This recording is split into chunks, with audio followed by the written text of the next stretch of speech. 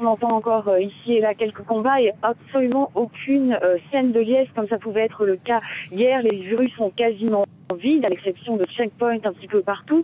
Et effectivement, le message de Mouammar Kadhafi par radio a laissé planer un doute énorme, et la population est plutôt inquiète. Hier nuit, nous avons été accueillis par une famille chez qui nous avons dormi et la maîtresse de maison ne voulait pas être interviewée. Elle nous a dit tant que Kadhafi ne sera pas pris, j'ai peur de parler, la situation peut se retourner. Alors, il semblerait que militairement, non, la situation est quand même bien contrôlée par les insurgés, par les rebelles, mais c'est vrai que le fait que Mouammar Kadhafi ne soit toujours pas retrouvé et qu'il ait passé un message audio inquiète beaucoup les habitants de Tripoli.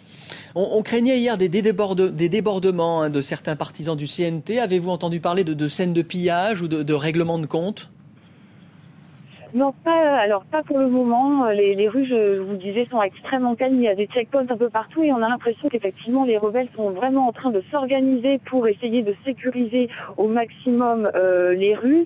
Nous sommes passés du côté de Babazia où avaient eu lieu les scènes de liesse hier et quelques scènes de pillage, mais la zone est quasiment vide. On a entendu certains tirs et rencontré des colonnes de rebelles qui se retournaient sur place pour aller essayer de déloger les derniers sniper.